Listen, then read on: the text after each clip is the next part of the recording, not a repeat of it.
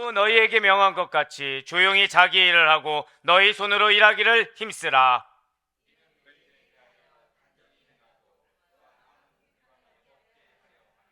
형제들아, 자는 자들에 관하여는 너희가 알지 못함을 우리가 원하지 아니하노니 이는 소망 없는 다른 이와 같이 슬퍼하지 않게 하려 함이라. 우리가 예수께서 죽으셨다가 다시 살아나심을 믿을진데 이와 같이 예수 안에서 자는 자들도 하나님이 그와 함께 데리고 오시리라. 아멘. 할렐루야. 네, 주님께서 너무나도 사랑하신 우리 아데포의 교회 모든 성도 여러분들 주님 환영하고 축복합니다. 어떻게 3일간 잘 지내셨습니까? 네, 왜 그거 있잖아요. 그 잘 지낸 것 같진 않지만 왠지 아멘으로 해야 될 것 같은 약간 그런 느낌. 자, 우리 옆에 있는 분한테 좀 이렇게 인사하시면 좋겠습니다. 우리 성령으로 걸어갑시다. 원래 이렇게 인사할 생각이 아니었는데 이렇게 인사해야 될 것 같습니다. 우리 사랑하며 힘있게 걸어갑시다. 꼭 이렇게 하셔야 돼요. 사랑하며 힘있게 걸어갑시다. 네, 지금 그 사랑받기 위해서 오셨네요. 자, 우리 권사님에게 하필 딱 지금 들어오셨어요. 자, 다시 한번 더 인사하시죠. 우리 사랑하며 힘있게 걸어갑시다. 네, 그렇습니다. 얼마나 사랑하는지 모르겠어요. 얼마나 여러분들로 말미암아 힘을 얻는지 모르겠습니다. 아멘이 안 나도 괜찮아요. 제가 그런 거니까. 여러분들 어떻게 성령으로 걸어가고 계십니까? 네, 저는 오늘 우리 양 권사님의 기도가 이렇게 가슴에 이렇게 정말 후벼 파는 것 같았어요. 왜냐면은 우리의 고백이죠. 예, 우리의 고백이에요. 예, 제가 항상 여러분들께 드리는 말씀이 있잖아요. 제가 먼저 설교에 부딪힙니다. 제가 쓰면서도 제가 인정하기 힘들고 제가 받아들이기 힘든데 중요한 것은 내가 받아들일 수 있느냐가 중요하지 않다고 말씀드렸어요. 중요한 건 무엇이다? 하나님이 말씀하셨다. 이것이 가장 중요한 것이죠. 예, 그렇습니다. 일견 지금 데살로니가 교회가 그런 교회예요. 여러분들 데살로니가 교회 하면 무엇이 생각나십니까? 예, 무엇으로 인해 기쁨이 있는 교회? 개척교회로서 기쁨이 있는 교회. 소망은 어디에 소망을 두고 있었나요? 재림의 소망이라는 거죠. 이런 데살로니가 교회는 그 내용에 따라서 크게 두 부분으로 나눠진다고 말씀을 드렸습니다. 1장부터 3장까지의 내용이 어떤 내용이었나요? 데살로니가 교회의 칭찬과 감사 부분이었습니다. 그리고 4장부터 5장까지가 후반부로서 데살로니가 교회 문제에 대한 교훈과 권면의 부분이라고 말씀을 드렸어요. 여기에서는 성결한 삶과 재림에 대해서 말을 하고 있다고 말씀을 드렸다는 것이죠. 네, 맞습니다. 일견 우리들의 눈으로 봤을 때는 얼마 되지 않는 교회예요. 그런데 이렇게 믿음을 잘 지킨다는 것은 칭찬만 받을 수 있다고 생각을 했지만 사실 하나님의 기준에선 다르다는 거죠. 왜요? 하나님의 뜻하심이 있기 때문이라는 것입니다. 하나님의 계획하심이 있기 때문에 인간의 눈으로 이것이 칭찬받을 만한지 이것이 질책받을 만한지 그 누구도 알 수가 없다라는 거예요. 특별히 오늘 본문이 되고 있는 이 데살로니가서 4장 11절부터 14절까지의 말씀은 우리들의 삶 가운데 너무나도 중요한 말씀을 주고 계세요. 뭐 중요하지 않는 말씀이 어디 있겠냐마는 오늘 말씀이야말로 자칫 우리가 사실 많은 성도님들이 이 개념에 대해서 명확히 알지 못하는 부분, 그리고 우리가 이 땅 가운데 어떻게 살아야 될지 말로는 너무나도 잘 알죠. 믿음으로 살아가야 됩니다. 기쁨으로 살아가야 됩니다. 감사하며 살아가야 됩니다. 그런데 중요한 질문이 있다라는 거예요. 현업이 있습니다. 현실의 일이 있어요. 교회의 일이 있습니다. 뭐가 우선일까요? 여러분들 어떻게 생각 드십니까? 자, 이쪽이 이제 우리 권사님들 라인이니까 권사님들, 예. 가정에 너무 중요한 일이 있는 거예요. 근데 예를 들어서 우리 권사님 같은 경우 또 찬양팀을 맡고 계시잖아요. 이 교회 찬양도 너무나도 중요한 겁니다. 시간이 겹쳐요. 어떻게 하시겠습니까? 자, 자세 지금 보이시죠? 네. 지금 설교자 자세 아닙니다. 약간 예. 자, 어떻게 하시겠습니까? 네? 그죠? 지금 마음으로는 집인데 지금 예배에서 집이라고 얘기하면 안 될 것 같은 분위기. 자, 그러면 좋습니다. 장로님들, 회사에 너무 중요한 일이 있는 거예요. 사업장에 너무나도 중요한 일입니다. 예? 이거 지금 막 몇 억이 왔다 갔다 하는 일이에요. 지금 저 뒤에서 우리 김성희 장로님이 다행이다. 내 이래서 앞에 안 앉았지. 지금 그런 눈치로 지금 만면의 미소예요. 지금 저 뒷라인인데. 근데 교회 지금 너무 중요한 거죠. 중요한 회의에다가 교회 중요한 예배가 있습니다. 어떻게 하시겠습니까? 지금 뭐 하신지 아십니까? 볼펜을 굴리셨어요. 지금 볼펜에 앞면이 나오면 약간 동정 던지기 있잖아요. 앞면이 나오면은 예배, 뒷면이 나오면 우문현답이었네요. 바로 오늘 그 질문에 답을 주고 계시다는 거예요. 여러분들 성경은 진리입니다. 성경은 우리 모든 걸 알고 계시고요. 그 가운데 우리가 어떻게 살아가야 되는지 알려주고 계시다는 거예요. 자, 또 하나 한번 여쭤볼게요. 여러분들 헌금 잘하고 계시죠? 아멘 하셔도 돼요, 여러분. 제가 여러분들한테 아시다시피 저는 여러분들 헌금하라 하지 않지 않습니까?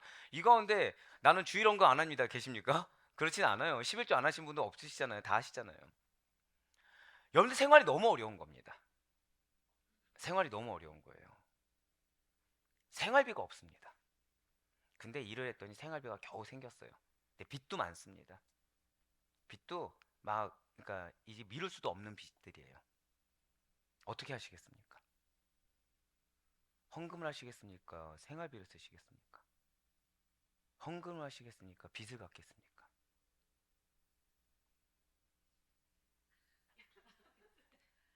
지금 약간 환청처럼 들렸어요. 빚을 갚아요. 이쪽에서는 생활비요. 마음 편하십니까? 그러면 혹시 마음이 불편한 거예요. 마음이 있는 겁니다. 머리는 알고 있어요. 누가 우선이죠? 하나님이 우선입니다. 근데 생활이 안 받쳐줘요. 그거 어떻게 살죠? 어떻게 해야 됩니까? 생활 포기해요? 삶을 포기합니까? 그러면 예배는 어떻게 하죠? 하나님과 관계 어떻게 합니까? 그거에 대한 답을 우리 사도 바울이 주고 있어요. 그거에 대한 답을 지금 사도 바울은 명확하게 오늘 얘기하고 있습니다. 네, 그렇습니다. 지금 오늘 본문 말씀을 통해서 주 안에서 잠든 자들의 부활에 대한 소망을 가지고, 자, 지금 여러분들의 그 어려운 환경이 있다고 제가 예를 들어서 말씀드렸습니다. 가정적인 환경, 직장적인 환경, 물질적인 환경이 있습니다. 그런데 지금 사도 바울의 첫 번째는 무엇이다? 자, 저를 따라 크게 고백하실게요. 부활에 대한 소망. 부활에 대한 소망을 가져야 된다는 거예요. 첫 번째는. 그 다음에, 자, 나는 다혈질이다. 한번 손 들어보시죠. 저뿐입니까? 감사해요. 예, 저하고 비슷한 성격이 저 뒤에 다 계시거든요. 예. 근데 사도 바울은 이런 성격 따지지 말고, 자, 저를 따라 고백하실까요? 차분하고도 성실하게 충성되게. 자, 두 번째가 무엇이라고요? 차분하고도, 그러니까 마음 급하게 먹지 말고 차분하고도 성실하게 충실하게 충성되게. 자, 여러분들 저를 따라 고백하실게요. 근면성실하라. 그 얘기를 하고 있어요. 첫 번째가 어디에 대한 소망을 두라고요? 지금 현재 문제 해결의 소망이 아닙니다. 소망을 어디에 두라? 부활에 대한 소망을 두라는 것입니다. 두 번째, 마음을 어떻게 하라고요? 차분하게 가라앉히라는 거예요. 차분하게 가라앉히고 성실하게 충실하게 충성되게 하나님 앞에 서라는 것입니다. 세 번째가 무엇이에요? 근면성실하게 일을 하라는 것입니다. 자, 예전에 시한부 종말론을 주장하던 이단들이 판치던 때가 있습니다. 아마 여기 계신 분들은 연령대가 다 지금 저희 이제 몇몇 학생들 빼놓고는 다 연령대가 다 이제 있으시잖아요. 뭐 여기 뭐 2000년대 밀레니엄 세대는 없지 않습니까? 예, 다들 60년대, 70년대, 50년대 분들이신데 저도 70년대 사람입니다. 감사해요. 허락해 주셔서. 네. 결코 짠 건 아닙니다. 네. 자, 예전에 그 시한부 종말론을 주장하던 이단들이 판치던 때가 있습니다. 근데 우리가 오해하지 말아야 되는 게 어느 시대에나 이러한 시한부 종말론을 외치던 자들이 항상 있었다는 거예요. 그런데 유난히 이러한 이단이 판치던 때가 있었다는 거죠. 그것이 언제냐? 바로 밀레니엄이라고 해서 2000년 1999에서 2000년이 딱 넘어가는 바로 그 직전에 8, 90년대 때 그때 아주 성황을 이루었다는 것입니다. 많은 교회 다니는 분들이 넘어갔어요. 실제로 휴거다 막 해가지고 다 넘어갔습니다. 실제로 많이들 거길 믿었어요. 하다못해 교회에 다니는 분들뿐만 아니라 절에 다니는 분들, 믿음이 없는 분들조차도 현실의 삶 가운데 매몰되니까. 특히 97년도에 뭐가 있었습니까? IMF가 있었죠. 그러니까 더더욱 낙심한 겁니다. 세상이 어떻게 되길 바라죠? 망하길 바라는 거예요. 그러다 보니까 뭐에 매몰됩니까?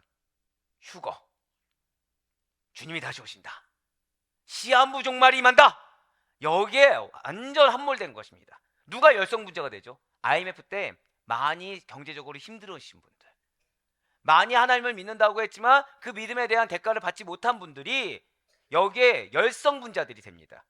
이러할 때 시한부 종말론을 외치는 집단들이 뭐라고 얘기하냐, 직장과 학교를 버리라는 거예요. 하나님께 투자라는 겁니다. 하나님께 투자하면 그것만큼 여러분들 갚아주는 게 없다는 거예요. 그 직장과 학교를 버리고 오직 그날만을 기다려가면서 좀 더 이제 적극적으로 나가게 됩니다. 이제는 어떻게 되죠? 집단 종교 생활을 반강제적으로 하도록 유도하는 이단 단체들이 생기기도 했다는 거예요. 그렇습니다. 이단 교주가 이제 점점 확장되어 갑니다. 자기가 재림 예수라고 하죠. 그래서 이제 곧 지구 종말이 올 테니까 아무것도 하지 말라는 겁니다. 일도 하지 말라는 거예요. 가진 거 다 팔라는 겁니다. 그것이 오히려 구원 얻는데 족쇄가 된다라는 거예요. 그래서 재산 다 팔고 종말을 대비하자고 깨던 자들이 있었다는 것이죠. 그래서 실제로 집을 팔았습니다. 그래서 가진 재산을 다 팔았습니다. 그래서 가족까지도 다 버렸어요. 잘 다니던 학교, 회사 다 그만두었습니다. 잘 운영하던 사업도 다 접었다는 거예요. 그러다 보니까 이제 날이 다가오기 시작하죠.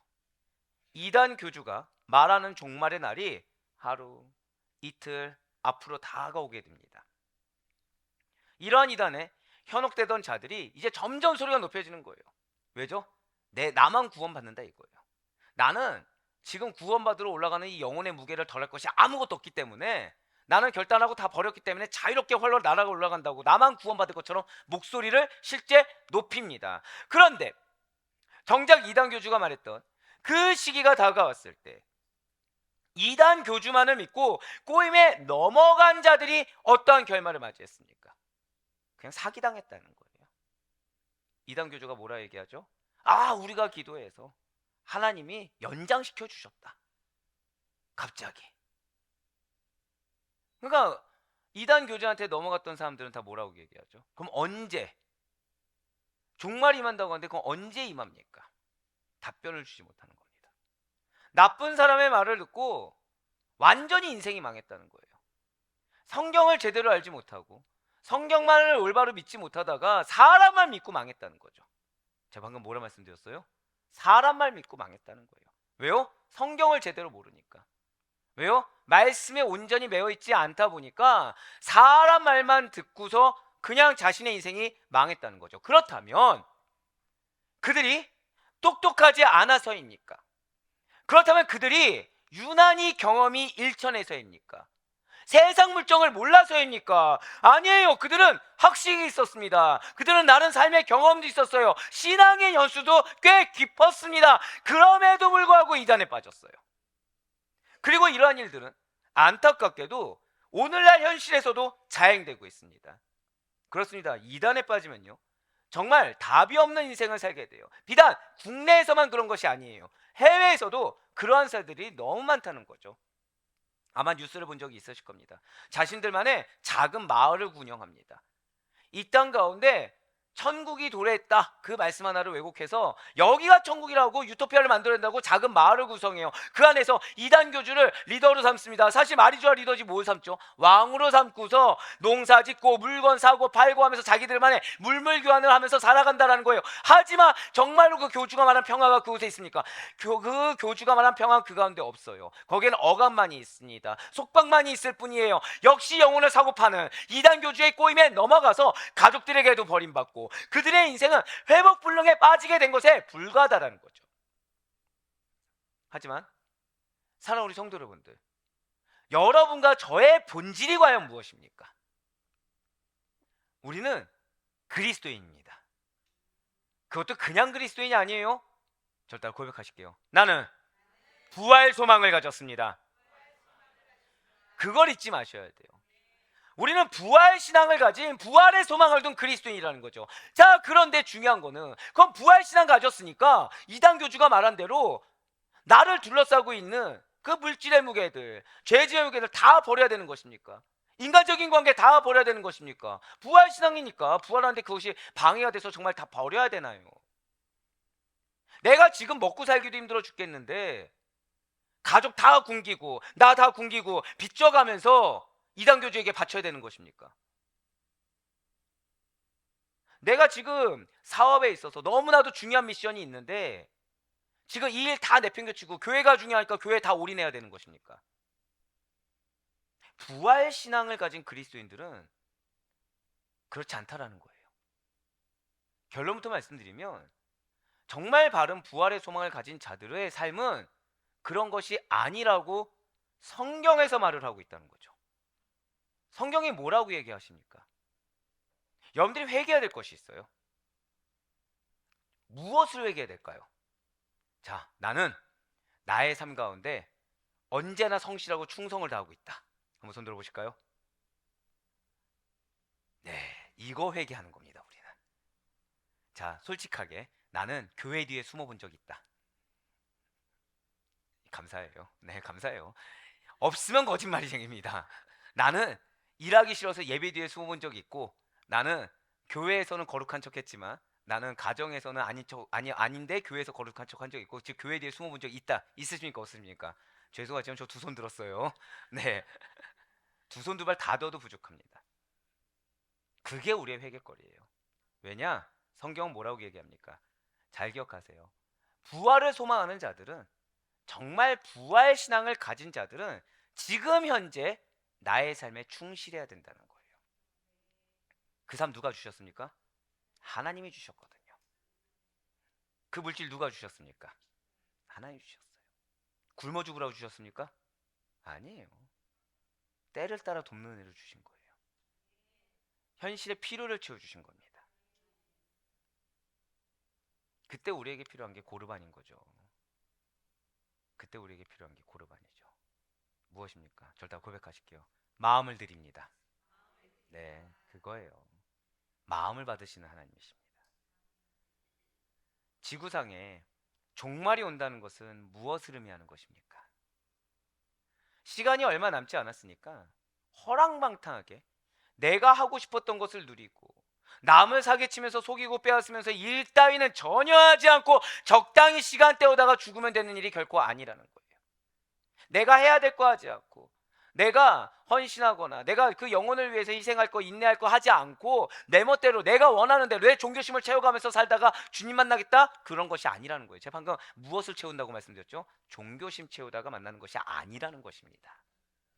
얼마 남지 않은 시간이에요. 그동안인 그리스도인인 우리들은 주님께서 허락하신 자리, 정확히 주님께서 명하신 그 자리에서 맡은 바 본분에 대하여서 최선을 다하며 그리스도인으로서 빛과 소금과 같은 삶을 살아가야 된다는 것이죠. 빛과 소금의 삶 어디서 삽니까? 교회에서 사는 겁니까? 여러분들 교회에서 빛이 돼야 됩니까? 교회의 빛 누구시죠? 예수 그리스도예요. 교회의 소금 누구시죠? 예수 그리스도예요. 나는 뭡니까? 나는 없어요. 죄송하지만. 그럼 우리가 빛이 되는 곳은 어디죠? 세상이에요. 우리가 소금이 되는 곳은 어디입니까? 세상이에요. 하나님께서 보내셨습니다. 절대 고백하실게요. 사명이 있습니다. 사명을 가지고 가정을 꾸리게 하셨고요. 사명을 가지고 일을 하게 하셨다는 거예요. 무엇이 되라고요? 빛과 소금이 되라고. 빛과 소금이 돼야 되는데 게을러요. 교회 간다고 하면서 내일 안 해요. 빛과 소금 됩니까? 아니에요. 죄송한 말씀이지만 남들보다 더 열심히 살아야 됩니다. 남들보다 더 많이 참아야 됩니다. 남들보다 더 선한 언행으로 나가야 돼요. 그런 게 괴로운 거지. 일하지 않고 교회 뒤에 숨고, 내가 해야 될 거 하지 않고 예배 뒤에 숨고 빛과 소금이 될 수가 없다라는 거예요. 예, 맞습니다. 이것을 오늘 사도 바울이 오늘 본문 말씀을 통해서 우리에게 지금 이야기하고 있다는 거예요. 바로 오늘 본문 데살로니가전서 4장 11절 말씀 보도록 하시겠습니다. 또 너희에게 명한 것 같이 조용히 자기 일을 하고 너희 손으로 일하기를 힘쓰라. 아멘.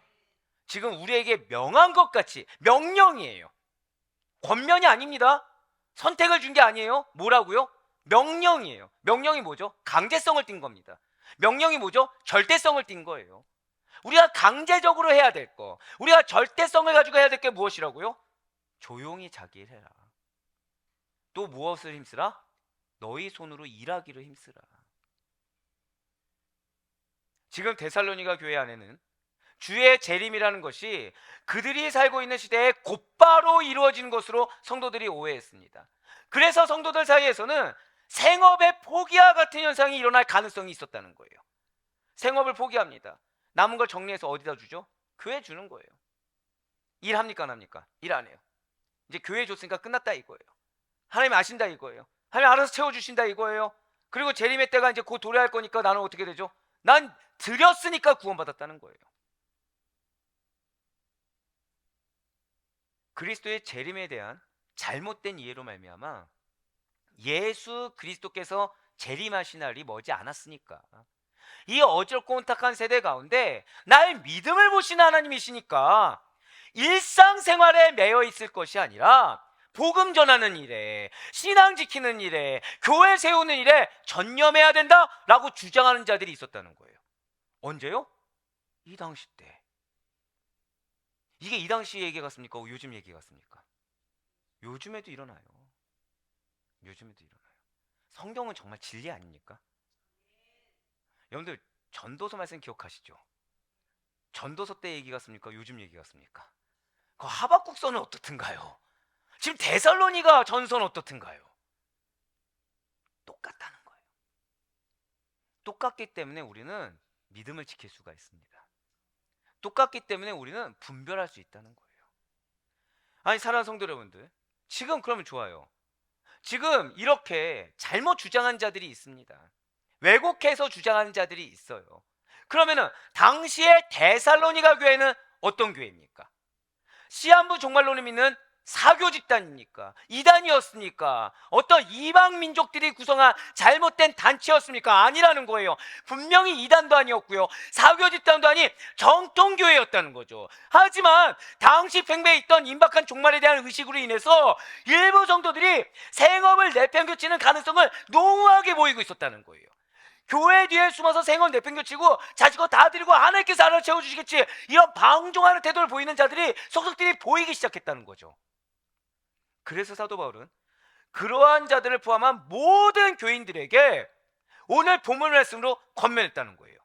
그것이 무엇입니까? 저 다 크게 고백하실게요. 자기 손으로 힘써 일해야 합니다. 여러분들이 주신 직장 최선 다하세요. 여러분들이 주신 가정 최선 다하세요. 그게 지금 하나님의 명령인 것입니다. 하나님이 지금 여러분들한테 당신 뒤에 숨으라고, 믿음이란 말 뒤에 숨어가지고 일 내팽개치라고 여러분들한테 잡을 주신 것도 아니고 가정을 주신 것도 아니라는 거죠. 그 가운데 무엇이 되라? 절대 고백하실게요. 나는 그리스도의 빛입니다. 나는 그리스도의 소금입니다. 아멘? 그걸 잊지 말라는 거예요. 제가 교회에서 헌금 얘기를 안 하죠. 왜 안 할까요? 왠 것 같습니까? 지금 우리 권사님께서 기도하실 때 우리 사실 성전 두고서, 성전 헌금 두고서 기도를 이렇게 부탁을 하셨는데, 자, 그 헌금이 있는데도 불구하고 왜 헌금 얘기를 하지 않을까요? 자칫 잘못하면요, 그 뒤에 숨을 수가 있기 때문입니다. 그리고 제가 여러분들 사정을 알고 있잖아요. 그리고 여러분들 마음을 알고 있잖아요. 여러분들에게 더 중요한 것이 있다는 거예요. 헌금보다 더 중요한 것이 있다는 거죠. 정말 복음이 전부가 되길 소망합니다. 자기 부인이 우선되길 바래요. 정말 믿음이 우선되길 바랍니다. 말씀이 그 신비에 새겨지는 게 우선되길 바래요. 어떤 것도요, 우리는 숨을 수가 없습니다. 우리는 늘 항상 코람되어요. 하나님 앞에 서 있다는 거죠. 그럼 우리가 하나님 말씀에 순종하는 것 외에는 아무것도 없어요. 내가 이만큼 하니까 이만큼 주신다? 하나님 앞에 서 있지 않다는 증거입니다. 죄송하지만 우리 구원해 주셨잖아요. 이날까지 살아오면서 은혜 주셨잖아요. 앞으로도 은혜를 주실 거잖아요. 그럼 내가 이만큼 드리면 주시고 이만큼 안 드리면 안 주시든가요? 내가 아무것도 하지 않았을 때, 아니 오히려 예수님의 손에 못을 박는 행위를 아무렇지 않게 했을 때 대가 바라지 않고 구원하신 하나님이십니다. 나의 지금 필요 알고 계세요. 그럼 우리의 뭐를 보신다고요? 믿음 보시고 마음의 중심 보시는 거예요. 한번 11절 말씀을 다시 보시길 바랍니다. 또 너희에게 명한 것 같이 조용히 자기 일을 하고 너희 손으로 일하기를 힘쓰라. 아멘. 여기서 오해하시면 안 됩니다. 또 조용히 하니까 입 다물고 일해라, 열심히 일한 거 티내지 마라 이 뜻이 아니에요. 이 뜻이 아니고 지금 붉은색 글씨로 보시면 조용히 자기 일을 하고 라고 나와 있습니다. 여기서 조용히 하는 것은 조용한 생활을 하는 것, 즉 원어로 표현하면은 이리저리 동요되지 않고, 자, 첫 번째가 무엇이에요? 동요되지 않고 차분하게 자기 중심을 지키며, 두 번째가 무엇입니까? 차분하게 자기 중심을 지키며 평온함을 유지하는 것. 자, 이 조용히에 뭐가 있다고요? 세 가지가 담겨 있는 것입니다. 이 조용히에 첫 번째가 무엇이라고요? 동요되지 않고, 두 번째가 무엇이라고요? 자기 중심을 차분하게 지키며, 세 번째가 무엇이라고요? 평온함을 유지하는 것. 그 상태에서 일을 하라는 거예요. 결국 무엇입니까? 저도 한 번 더 고백하실게요. 나의 일은 하나님이 주셨습니다. 아멘. 그 사실 믿으라는 거예요. 하나님, 나는 예배를 이렇게 매번 드리고 싶은데 왜 나에게 이 일을 주셨습니까? 나 정말 예배에 좀 참석할 수 있는 일을 주세요. 예, 그 기도 너무 감사하죠. 근데 그 기도보다 더 우선된 건 무엇이다? 최선을 다하세요. 이 일을 누가 주셨다? 하나님이 주셨다는 믿음으로. 자, 조용히가 뭐가 포함된다고요? 동요되지 마시고 그 가운데서 이 일로 인해서 예배를 못 드리는 것에 대한 다급함 이전에 무엇이라? 마음의 중심을 지키시고 그 가운데 어떻게 하라? 평온함을 유지한 상태에서 그곳에서 빛과 소금으로서의 역할을 감당하라. 근데 마음엔 뭐가 있어야 돼요? 예배에 대한 갈급함은 있어야겠죠. 당연히 그게 중심을 지키는 거니까. 지금 그 말씀을 하고 있는 거예요. 즉 세상 종말이 임박했다는 사실에 마음을 잡지 못하고 흥분되어 들떠서 일상적인 일을 내팽개치는 자들이 존재했다는 거예요. 자기 일을 하고 라고 또 나와 있습니다. 조용히 자기 일을 하고, 이 자기 일을 하고는 자기 자신에게 속한 또는 다른 사람과 조금도 상관없는 자기 자신만의 라는 의미를 가지고 있다는 거죠. 그러니까 조용히 자기 일을 하고 라는 것은 다른 사람 일에 무례하게 간섭하지 말고 어떠한 동요됨 없이 어떠한 의심 없이 평온하게 내 일을 전념하라. 나에게 주어진 그 일에 최선을 다하라 라는 뜻이라는 거예요. 남이 지금 뭐 하느냐, 남이 지금 어떤 말을 하느냐, 이건 중요하지 않다는 것입니다. 지금 무엇을 하라? 마음 지켜서 최선 다하라.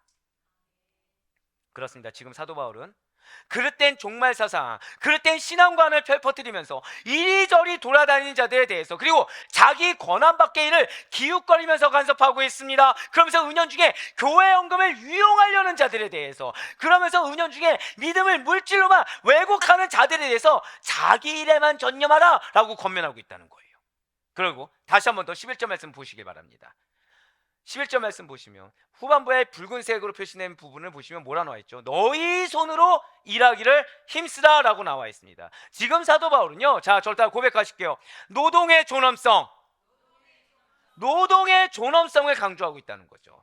그러면서 자신의 일을 열심히 다하면서 무엇을 준비하라? 재림을 준비해라. 부활신앙을 가져라라고 가르치고 있는 것입니다. 바로 이거예요. 우리가 평생토록 잊지 말아야 되는 부활신앙을 가진 자의 모습, 재림을 준비하는 참된 모습이 바로 이 모습인 것입니다.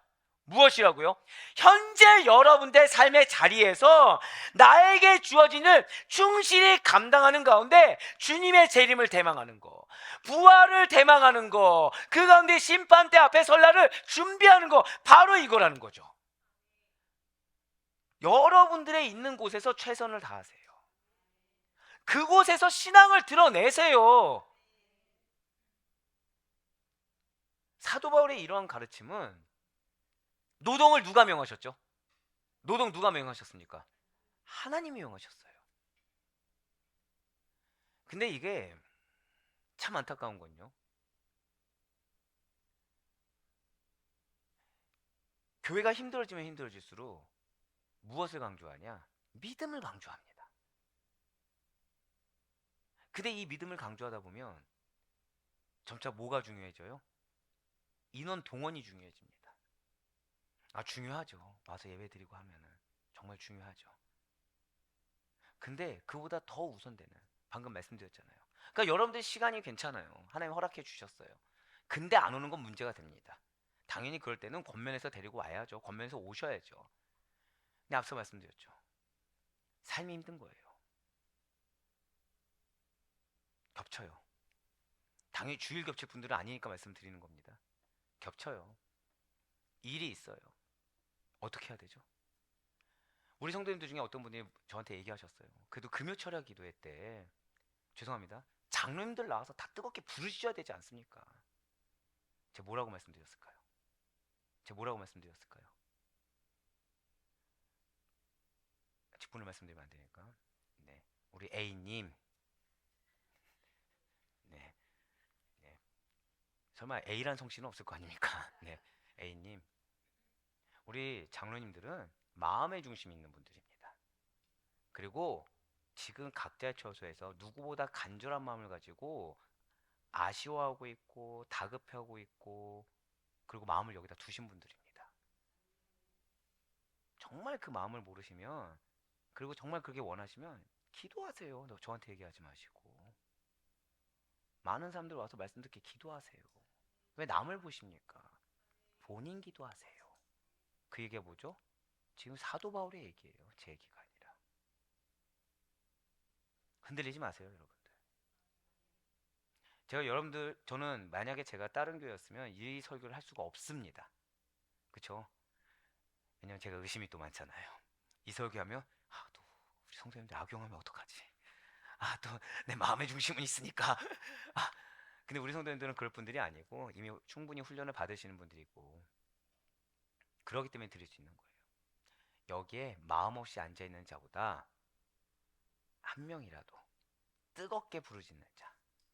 그리고 이 자리에 없더라도 각자의 처소에서 일을 최선을 다하면서 운전을 하든 돌봄을 하든 일을 하든 마음에 간절함을 두고서 그 자리에서 마음으로 기도하는 자. 그 자리로 가득 차 있는 겁니다. 그걸 누가 얘기했어요? 사도 바울이 얘기한 거예요. 노동은 하나님이 주셨습니다. 여러분들의 가정을 버리라고 주신 것도 아니고 여러분들의 직장을 버리라고 주신 게 아니에요. 그 가운데 여러분들 무엇이 되셔라? 빛과 소금이 되셔라.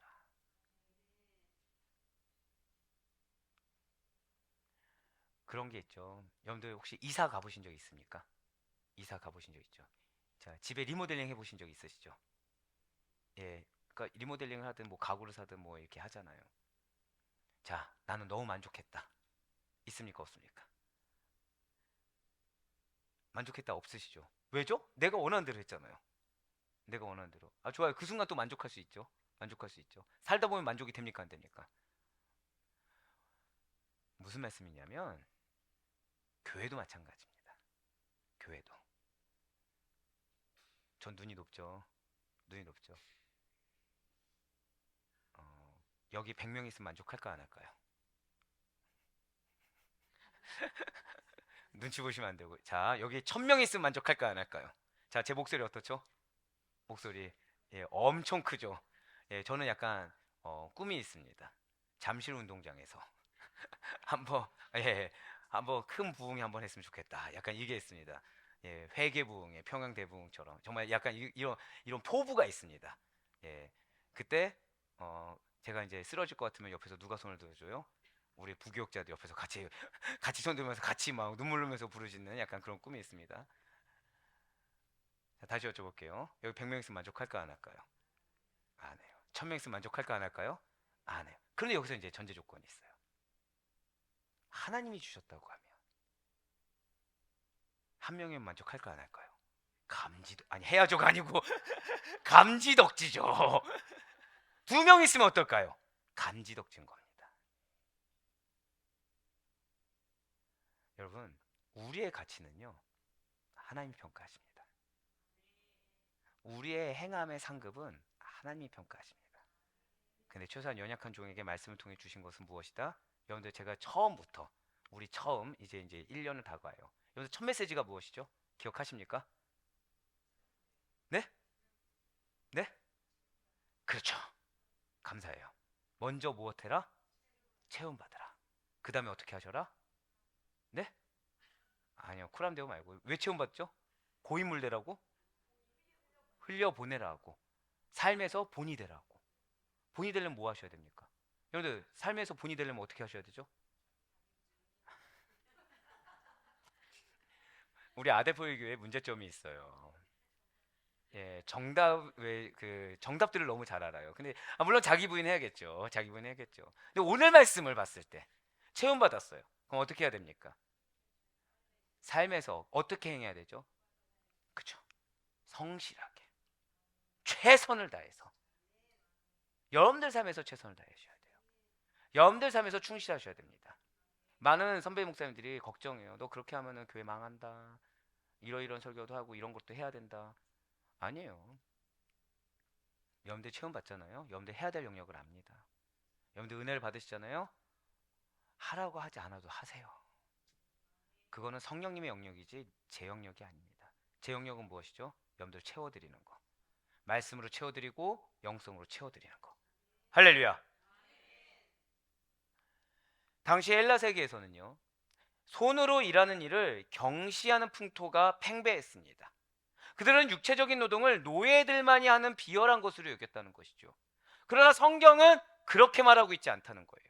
노동은 존귀한 것입니다. 노동은 반드시 행해야 되는 것입니다. 누구든지 일을 하는데 어떻게 일하라? 절대 고백하실게요. 최선을 다해서. 최선을 다해서 일해야 된다고 가르쳐주고 있다는 거예요. 바로 데살로니가서 3장 10절의 말씀입니다. 우리가 너희와 함께 있을 때에도 너희에게 명하기를 누구든지 일하기 싫어하거든 먹지도 말게 하라 하였더니. 사랑하는 우리 성도 여러분들, 하나님께 영광 돌리는 일에는요, 노동이 반드시 포함된다는 것을 기억하시길 바래요.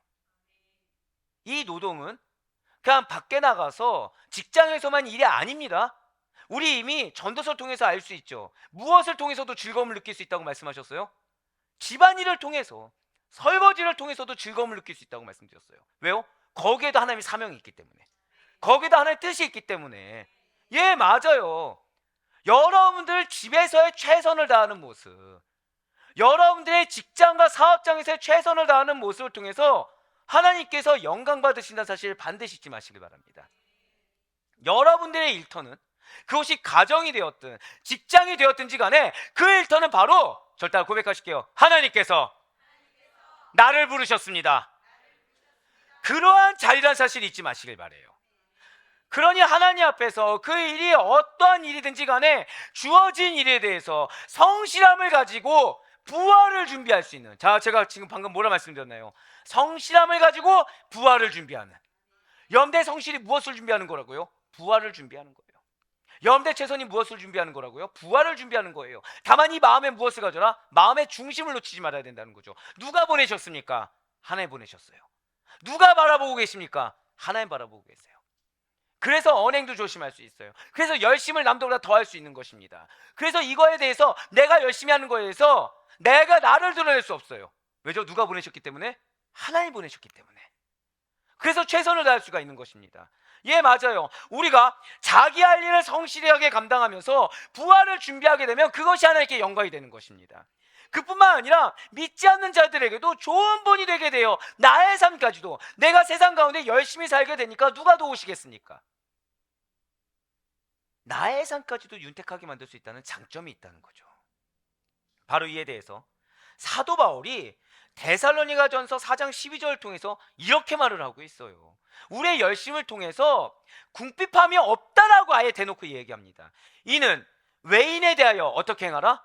단정히 행하고, 또한 무엇이 여러분들에게 없게 하길 원한다고요? 아무 궁핍함이 없게 하려 함이라. 제가 제일 싫어하는 말이 뭐냐면, 저한테 이제 그런 말씀 하신 적이 있어요. 어떤 분이, 이게 사실은 어디 쓸 돈인데 교회에 내가 냈습니다. 하나님 기뻐하시겠죠? 제가 혼냈어요. 하나님 그 돈 왜 벌게 하셨죠? 갑자기 그 돈이 왜 생기게 하셨죠? 거기에 그 필요한 부분을 쓰라고 주신 겁니다. 근데 이분은 어디다 내셨다고요? 교회에 내셨어요. 감사하죠. 되게 감사하죠. 근데 전 목사입니다. 지금 뭐라고 말씀하고 있어요? 또한 무엇도 얻게 하려 함이라? 궁핍함. 목사인데 그분이 그 헌금을 하고서 어떻게 궁핍하게 될지 아는데 그걸 하나님께서 기뻐 받으신다는 말을 제가 어떻게 하겠습니까? 할 수가 없는 거죠. 그렇습니다. 우리가 우리에게 주어진 자기 할 일을 성실하게 감당하면서 부활을 준비하게 된다면, 그 여러분들 처소 가운데 영적으로 정말 분별하게 된다면 사치를 누리라는 게 아니죠. 필요를 채운 거 이상으로 더 뭔가 보장성 있게 하라는 얘기가 아닙니다. 당연히 필요 채웠으면은 하나님께 드린 게 마땅합니다. 믿으십니까? 죄송하지만 하나님께 드린 게 맞아요. 필요를 채웠으면. 근데 중요한 거는 내 필요도 채우지 않고 마치 하나님께 드리면 뻥튀기가 된 듯이 어떻게 그렇게 생각을 하게 됩니까? 우리들은 믿지 않는 자들에게 정말로 내가 주어진 할 일을 성실하게 감당하고 부활을 준비하잖아요. 그러면 우리들은 믿지 않는 자들에게 비난당할 일이 없어요. 삶의 좋은 본이 됩니다. 야, 믿는 자들은 정말 다르구나. 어떻게 저렇게까지 열심히 하지? 어떻게 저렇게까지 검소하지? 어떻게 저렇게까지 살 수 있지? 좋은 본이 된다는 거예요. 진실로 불신자들이 어떤 자들입니까? 여러분들 잊지 마시길 바래요. 불신자들은요, 그리스도인들의 삶을 주시하면서 비난할 거리를 찾는 자들입니다. 그들을 멸시할 거리를 찾는 자들이 그들이에요. 그런데 만일 그리스도인들이 임박한 종말론에 쉽게 동요되어서 왜곡된 신앙관에 쉽게 동요되어서 자기 생업을 게을리하면서 이리저리 다니며 말만 만든다고 한다면 불신자들이 얼마나 손가락질하겠습니까? 이는 결국 그리스도인들을 택하시사 부르신 하나님의 이름을 욕되게 하는 거예요. 온 세계 열방에 우리가 무엇을 증거해야 됩니까? 복음을 증거해야 돼요. 하나님의 살아계심을 증거해야 돼요. 말씀을 증거해야 되고 그리스도만이 전부란 사실을 증거해야 됩니다. 그러한 사명이 있음에도 불구하고 전도의 문을 닫는 결과를 초래하게 된다는 거죠. 언발에 오줌 누게 해버린 결과밖에 안 된다는 거예요. 그러니 그리스도인들은요, 쓸데없이 불신자들의 비난과 빈축을 사서는 안 되는 것입니다. 마치 그들의 비난을 당연한 것으로 여겨서 이것이 나의 거룩함인 것처럼 나의 행실에 대해서 관대해서는 안 된다는 거예요. 내가 빌미를 줘놓고서 그거를 마치 내가 믿음으로 시험받는 것이냐, 나를 포장해서는 안 된다는 거죠. 내가 가족들에게 비난받을 만한 행동을 해놓고서 이건 믿음이야, 너가 믿음 없어서 그러지, 이거 하나님 다 기뻐 받으셨어, 이런 거짓말 해서 안 된다는 거예요. 진실로 우리가 자기 할 일을 성실하게 감당하며 내가 해야 될 책무에 대해서 완벽하게 그걸 받아들이고 부활을 준비하게 되면 믿지 않는 자들에게 좋은 본이 되며 이와 함께 궁핍한 삶을 살기 않게 됩니다. 하나님은요, 믿는 자들로 하여금 궁핍하라고 하신 적이 없어요. 사치스러운 부자가 아닙니다. 여러분들에게 때를 따라 돕는 은혜가 있습니다. 근데 그 때를 따라 돕는 은혜는 무엇이다? 믿음을 지키는 가운데, 중심을 지키는 가운데 최선을 다하는 거. 근데 제가 아까 여러분들한테 뭐 회개해야 된다고 말씀드렸죠. 여러분들 최선 다하고 계십니까? 가정에 최선 다하고 계십니까? 직장에 최선 다하고 계십니까? 그래서 회개해야 되는 거예요. 내가 책임감 있는 행동을 하지 못해서 회개하는 겁니다. 못 들여서 회개하는 게 아니고요, 못해서 회개하는 게 아니라 무엇을 안 해서? 책임감. 믿는 자로서의 책임감. 내가 해야 될 걸 하지 않는 거에 대한 책임감. 이걸로 회개하는 겁니다. 이걸 우리는 뭐라고 하죠? 정체성에 맞지 않는 마음과 행동을 회개하는 거지 결과물로 하는 게 아니에요. 시작 단계. 과연 나의 이 시작이 무엇인가? 하나님을 외면하는 건 아닌가? 하나님을 외면하면서 날 포장한 것은 아닌가? 사실은 나를 위한 거면서 마치 하나님을 위한 것이냐? 그러면서 나는 전도의 문을 닫아버린 나의 행동은 아닌가? 그런 분별력이 있어야 됩니다. 진실로 우리가 만약에 일을 하지 않거나 또는 게으르게 감당한다면 어떻게 되겠습니까? 당연히 물질적으로도 어려움을 당하게 된다는 거예요. 그러다 보니 누구에게 의존하게 됩니까? 자, 처음에 이제 누구를 의존하죠? 내가 게으르게 감당했어요. 일이 풀릴까요, 안 풀릴까요? 당연히 안 풀리는 겁니다. 근데 이럴 때 필연적으로 하시는 행동들이 있어요. 갑자기 교회 헌신적으로 나오십니다. 갑자기 교회 막 물질도 드리고 해요. 없는 거예요. 그러면서 하나님께 막 얘기하는 거죠. 하나님, 내가 이렇게 헌신했습니다. 이렇게 지금 하고 있습니다. 하나님 응답하실까요, 안 하실까요? 죄송하지만 응답 안 하십니다.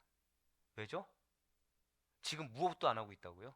현실에서 주어진 사역지에서 최선을 다하지 않았거든요. 성실하지 않았거든요. 자, 그러니 난 지금 성실하지 않았어요.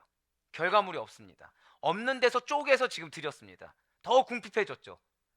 자, 근데 문제는 기도했는데 응답이 됐어요, 안 됐어요? 응답이 안 된 겁니다. 이제 누구 의지할까요? 다른 누군가 형제들에게 의존하게 되죠. 간혹 보면 나는 일하지 않습니다. 하더라도 마지못해 쉬엄쉬엄해요. 그러면서 하나님의 채워주신만을 기다리는 분들이 있다는 거죠. 그런 분들은 자신들의 기대와는 달리 평생 궁핍을 면하지 못하게 된다는 것입니다. 왜입니까? 잠언 6장 9절에서 11절의 말씀이 이렇게 이야기하고 있어요. 게으른 자여, 내가 어느 때까지 누워있겠느냐? 내가 어느 때에 잠이 깨어 일어나겠느냐? 좀 더 자자, 좀 더 졸자, 손을 모으고 좀 더 누워있자 하면 내 빈궁이 강도같이 오며 내 궁핍이 군사같이 이르리라. 경제적으로 궁핍해지지 않도록 힘써 일하라는 오늘 사도 바울의 권면은 일하지 않아도 또는 적당히 해도 하나님이 도와주실 것이라는 잘못된 신앙관을 경계하고 있는 것입니다. 적당히 하고서 그 적당히 한 거에 대한 결과물을 일부러 하나님께 드리면 하나님이 채워주신다는 잘못된 신앙관을 경계하고 있다는 거예요. 그러면서 어떤 상황이라고 하더라도 이것이 내가 감당할 수 있냐 없냐 부분을 그것을 떠나서 하나님이 주셨다고 한다면 자기 일에 충실하며 근면하게 일할 것을 요청하는 것입니다.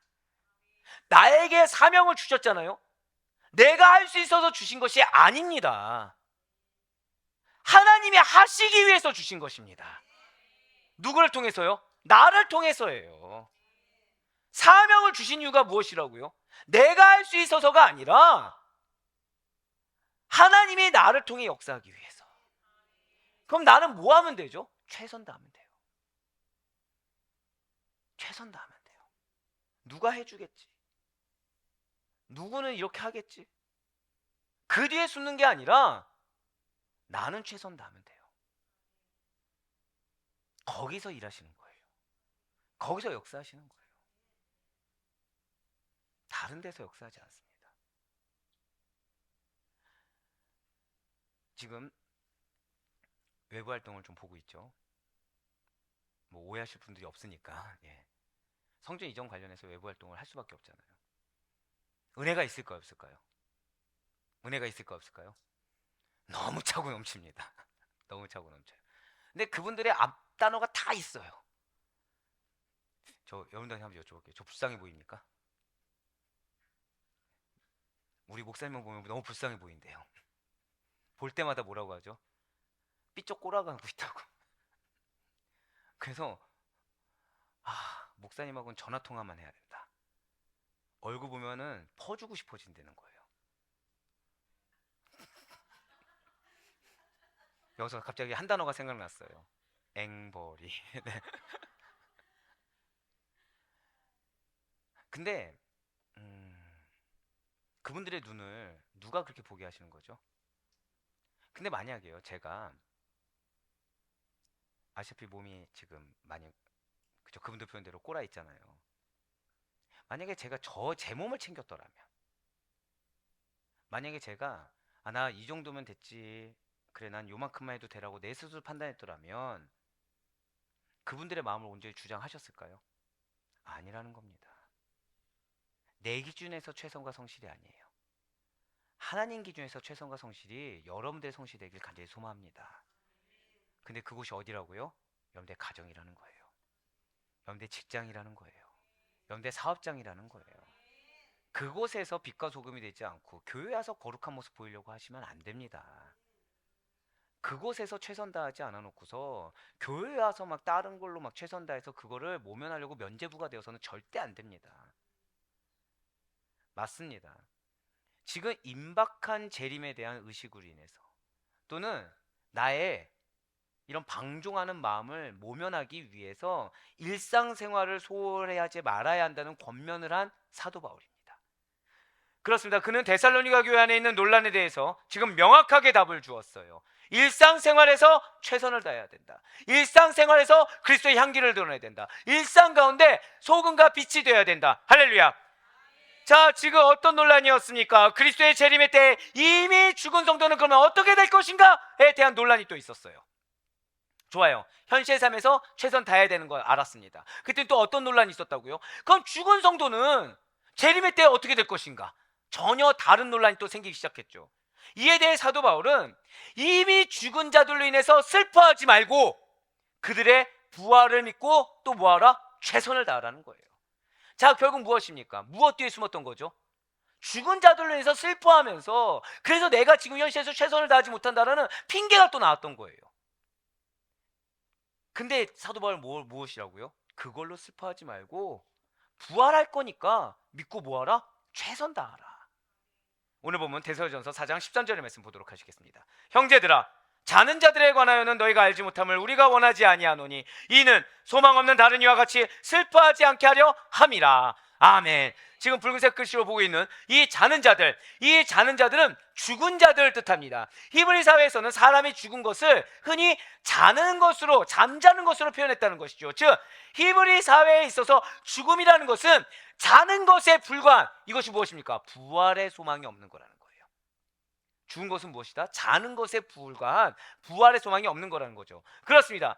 그리스도를 믿지 않는 자들에게는 결국 소망이 없습니다. 지금 사도 바울은 데살로니가 교회 성도들에게 결코 내세의 소망이 없는, 부활의 소망이 없는 불신자들과 같이 되지 말라, 그들의 말에 현혹되지 말라라는 거예요. 일반적으로 불신자들은요, 사람이 한 번 죽으면 그것으로 끝난다고 생각을 합니다. 일부는 영혼이 다른 존재로 윤회한다라는 신앙을 가지고 있고요, 그런 사상을 믿는다는 거죠. 그렇지만 이러한 윤회 사상은 인과 응보에 따른 것으로서 그리스도인의 내세의 소망, 그 부활의 소망과는 같지가 않다라는 거예요. 현세에서 자기가 지은 죄를 전부 다 갚을 때까지 윤회를 거듭해야 된다, 그래서 죄의 굴레를 끊어야 된다는 것은 소망이 아니라는 거죠. 차라리 저주입니다. 차라리 고통이라는 거예요. 그러니 죽음 이후에 하나님께서 당신의 자녀들을 위해서 준비해 놓으신 영원한 축복의 삶이 있습니다. 믿으십니까? 이러한 신앙을 가지지 못한 자들은 죽음을 두려워할 수밖에 없어요. 죽음이 두려우니까 현재 나의 삶에 대해서 확신이 없어요. 그 현재 나의 삶에 대해서 열심을 다하기보다는 계속 무엇을 하려고 합니까? 헛된 것에 투자하려고 한다는 거죠. 정작 나의 상급을 쌓을 수 있는 그 은혜의 기회는 저버리고 헛된 것에 투자를 한다는 것입니다. 그러한 자들은 가까운 사람이 죽었을 때 그들을 위해 슬퍼하는 것 외에는 달리할 수 있는 것이 없어요. 거기에 감정이 같이 동감되어서 그 슬픔에 매몰되어서 현재 해야 될 것, 현재 누려야 될 것, 현재 내가 감당해야 될 것을 하지 못할 수밖에 없다는 것입니다. 데살로니가 교회 성도 일부가 불신자들과 같이 예수 재림 이전에 이미 죽은 자들의 경우에는 그리스도의 재림을 인한 축복에 참여하지 못할 것이야 라는 그릇된 생각으로 슬픔 가운데 사로잡혀 있었어요. 해야 될 것을 하지 못하고 있었다는 거죠. 그래서 사도 바울은 이 데살로니가 교회 성도들이 가지고 있는 죽은 자들에 대한 잘못된 지식, 믿음에 대한 잘못된 지식, 부활에 대한 잘못된 지식을 바로잡고 잡길 원했다는 거예요. 보통 사람들은 이미 죽은 자들을 다시는 만나지 못할 것이라는 생각 때문에 깊은 슬픔 가운데 빠집니다. 육신의 슬픔 가운데 빠져서 헤어나오질 못해요. 일을 하다가도 돌아가신 할머니, 돌아가신 아내, 돌아가신 부모님 생각하면 어떻게 되죠? 갑자기 슬퍼서 일을 못하는 거예요. 갑자기 슬퍼서 아무것도 못하는 거예요. 자는 자들의 미래, 그 실상을 제대로 알지 못한다면 이미 잠들어버린 가족들에 대해서 아쉬움과 슬픔만이 남을 수밖에 없다는 거죠. 근데 그 아쉬움과 슬픔이 현실의 리스크가 온다는 거예요. 현실이 어떤 리스크입니까? 영적 리스크죠. 빛과 소금으로서 증명되는 그 삶 가운데 그걸 온전히 드러내지 못하는 누수가 생겨버린다는 거예요. 공백이 생겨버린다는 거죠. 그래서 사도 바울은 데살로니가 교회 성도들이 이러한 잘못된 신앙에서 오는 절망적 슬픔을 이겨내고 오히려 내세의 소망을 품게 합니다. 바로 주의 재림의 때에 먼저 죽었던 자들이 어떻게 될 것인지에 대해서 자세히 밝히고 있다는 거예요. 오늘 본문의 마지막 절인 데살로니가전서 4장 14절 말씀을 보도록 하시겠습니다. 우리가 예수께서 죽으셨다가 다시 살아나심을 믿을진대 이와 같이 예수 안에서 사는 자들도 하나님이 그와 함께 데리고 오시리라. 아멘. 지금 이 말씀은 사도 바울을 비롯한 그의 동역자들은 물론이요, 데살로니가 교인들 역시도 예수 그리스도의 부활을 믿는 거예요, 안 믿는 거예요? 믿고 있다는 것을 말해주고 있습니다. 그러니까 예수 그리스도의 부활을 믿는다는 것은 그와 연합한 성도 자신들 역시도 장차 부활할 것이다. 할렐루야. 그 사실을 믿는다는 거죠. 분명 이와 관련해서 사도 바울은 먼저 이렇게 증거하였습니다. 바로 고린도전서 15장 22절의 말씀입니다. 아담 안에서 모든 사람이 죽은 것 같이 그리스도 안에서 모든 사람이 삶을 얻으리라. 아멘. 또한 예수 그리스도께서 죽으셨다가 다시 살아나셨다는 그 사실은 무엇이 정복되었나요? 죽음이 정복되었다는 사실도 말을 해준 거랑 동일하다는 거죠. 그래서 이에 대해서도 사도 바울은 또 이렇게 선포하고 있어요. 고린도전서 15장 55절의 말씀입니다. 사망아 너의 승리가 어디 있느냐? 사망아 내가 쏘는 것이 어디 있느냐? 죽음이 주는 어떠한 독소도 없다고 얘기했어요. 그렇습니다. 죽음은 부활하신 예수 그리스도와 함께 그 안에서 자는 자들에게까지 어떠한 영역도 행사할 수가 없습니다. 예수님의 죽음과 부활이라는 것은요, 그리스도교, 기독교의 신앙의 핵심을 이루는 내용이 된다는 것이죠. 만일 그리스도께서 육체적으로 죽지 않으셨다고 한다면 우리 모든 인간의 죄악이라는 것은 해결되지 않은 채 그대로 남아있었을 것이에요. 또한 그리스도께서 죽은 후에 육체적으로 부활하지 않으셨다고 한다면 예수님께서는 죄 있는 다른 인간들과 조금도 다름이 없는 존재로서 무가치한 죽음을 맞이한 것밖에 되지 않는다는 거죠. 하지만 예수님께서는 죽으시고 다시 살아나셨습니다. 자신이 정말 메시아라는 사실을 증명해 보이셨어요. 또한 그러한 당신을 믿는 모든 자들로 하여금, 자, 저 따라 고백하실까요? 부활의 소망. 부활의 소망을 갖게 하셨다는 거예요. 부활의 소망이 왜 중요하다고요? 부활의 소망을 가진 자들이 현재 열심을 살 수 있어요. 현재 최선을 다할 수 있어요. 현재 그 마음의 중심을 하나님께서 알아주시사 이 부활의 소망이, 저 따라 고백하실까요? 나에게 실제가 됩니다. 그 사실을 믿는 믿음으로 최선을 다할 때 요동하지 않습니다. 잠잠해요. 저 오히려 더 충실하고 성실하게 열심히 일합니다. 그러면서 계속해서 그 소망을 잃지 않게 된다는 거예요. 한번 오늘 보면 4장 14절 말씀을 다시 보시길 바랍니다. 지금 붉은색 글씨로 나와 있는 말씀을 보시면 예수 안에서 자는 자들도 하나님이 그와 함께 데리고 오시리라 라고 나와 있어요. 자, 이제부터 잘 들으시길 바라요. 여러분들이 절대 이제는 흔들리지 말아야 될 이 부활에 대한 그 개념이 될 것입니다. 진실로 예수 그리스도의 재림 때에 죽은 자들 어떻게 됩니까? 죽은 자들 어떻게 되죠? 어떻게 해요? 계속 보여주세요. 어떻게 해요? 죽은 자들은 예수님과 함께 죽은 영으로 재림합니다. 죽은 후에 영혼과 분리되어서요, 땅 속에 묻혀있던 성도들의 육체가 재림의 때에 예수님과 함께 하늘에서 내려온 영혼을 만나 다시 살아나게 된다는 거예요. 자, 잘 기억하세요.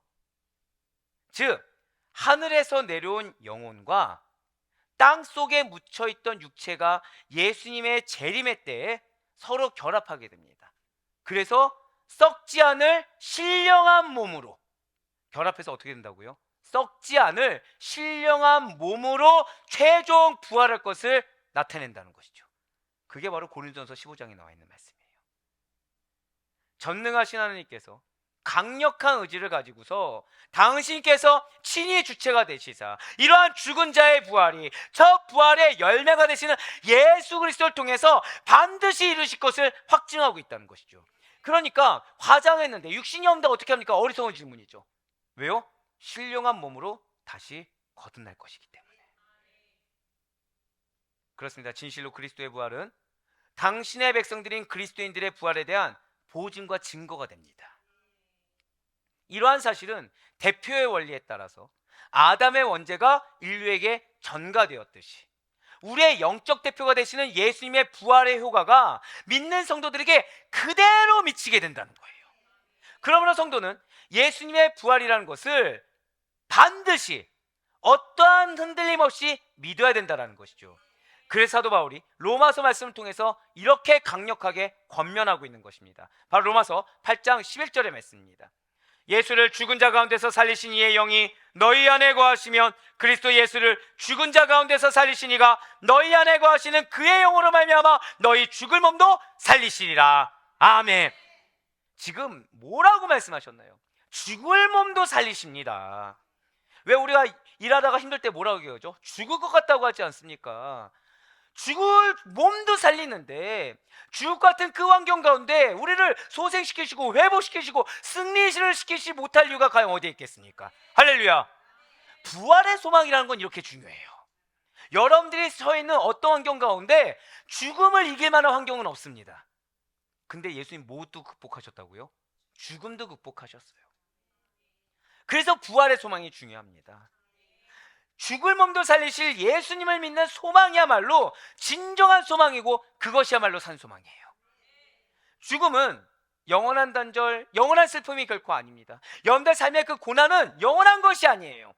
여러분들 삶 가운데, 가정 가운데 왜 괴로움을 느끼게 하시지 아십니까? 여러분들 직장과 사업장 가운데 왜 괴로움 느끼게 하시지 아십니까? 여러분들 괴로움 느끼면 열심히 일을 할 수 있어요? 아니요. 마음에 시험이 들면 열심히 일을 못합니다. 똑같은 시간을 해도 업무량이 다르다는 거예요. 근데 그게 사단이 원하는 거라는 거죠. 의심하게 한다는 거예요. 괴롭게 한다는 거예요. 왜요? 거기서의 최선이 여러분들의 상급이 되거든요. 거기서의 성실이 여러분들의 상급이 되거든요. 그 최선과 성실을 통해서 무엇이 드러난다고요? 저따 고백하실까요? 하나님의 영광. 그걸 막는 거예요. 그러니까 의심하게 하죠. 요동치게 하죠. 그 의심과 요동하는 마음으로 인해서 가정 가운데, 직장 가운데 결과가 좋겠습니까? 안 좋겠습니까? 안 좋아요. 그러니까 이걸 덮고 싶어서 뭘 하죠? 교회에 와서 무언가 덮으려는 육신적인 행위를 하는 거예요. 육신적인 행위. 체험이 있습니까? 없습니까? 이미 체험이 없어요. 뭐에 포커스가 있으니까? 이거를 덮는 데 포커스를 두니까 체험이 없습니다. 그러니까 어디에 의미를 둡니까? 관계성, 노동, 물질, 여기에 의미를 두는 거예요. 교회는 어떤 곳이죠? 구원입니다. 구원과 관련된 곳이에요. 구원을 계승해야 되는 곳이에요. 구원에 대한 감격이 있으십니까? 이거를 회복하는 곳이 교회야 되는데, 여러분들 우리 아델포유 교회가 경각심을 가져야 되는 건 바로 그겁니다. 구원에 대한 감격을 당연한 걸로 치부해 버렸을 때 이걸 경각심 가져야 돼요. 그리고 자꾸만 내 현실을 바라본다는 그 말 있죠. 여기에 매몰되는 거를 경각심을 가져야 됩니다. 자, 한번 여쭤볼게요. 하나님이 여러분들의 가정을 주셨습니다. 어때, 좋으십니까? 싫으십니까? 하나님 주신 건 선한 거잖아요. 하나님 여러분의 사업장도 주셨습니다. 보세요. 아멘. 누구만 나와요? 사업장을 운영하신 분들은 안 나와요.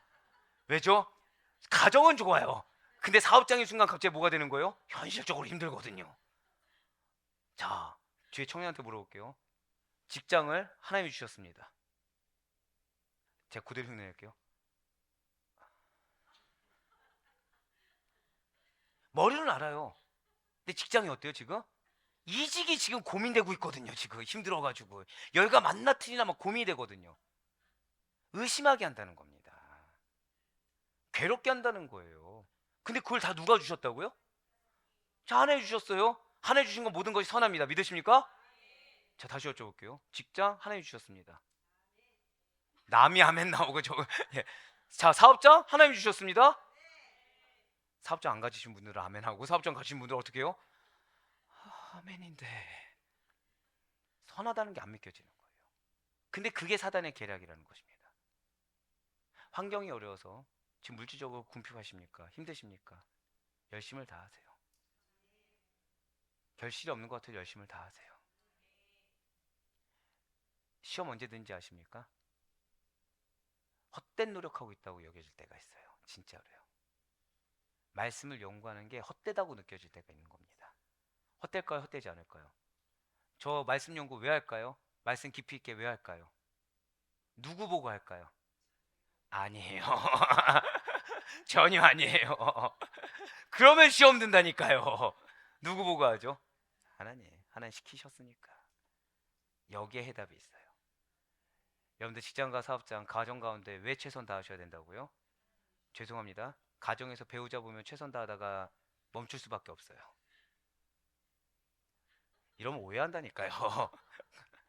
사업장, 자 우리 장로님, 직원 보고서 최선 다하다 보면 어떻게 계속 유지가 되십니까? 지금 보셨어요?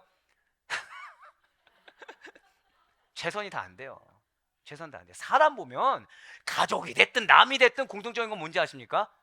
사람에는 답이 없어요. 하지만 여기엔 답이 있어요. 하나님이 보내셨습니다. 하나님이 보고 계셔요. 여기에 답이 있는 거예요. 그러면 나의 열심, 나의 최선은 내가 이만큼 했을 때 그 사람이 어떻게 반응하냐, 내가 이만큼 했을 때 물질이 어떻게 오냐, 이걸 기대하지 않을 수가 있습니다. 누가 보기 때문에? 하나님 보시기 때문에. 그 하나님 앞에서 최선이 돼야 돼요. 여기에 소망이 있는 것입니다.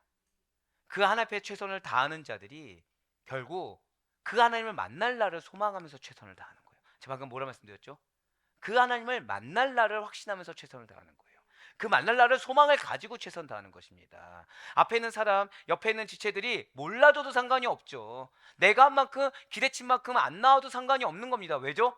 하나님이 보내셨고 하나님이 그 가운데 최선 다하라고 보내신 거에 대해서 내가 그 사실을 믿는 믿음으로 최선과 성실을 다하는 것이기 때문에 내 형편, 내 상황 중요하지 않고 하나님이 아멘으로 최선 다하라고 해서 그냥 아멘으로 최선 다한 것이기 때문에 누가 알아주십니까? 하나님이 알아주시거든요. 그래서 거기에는 유의미한 거예요. 무의미하거나 헛된 것이 아니게 되는 것입니다.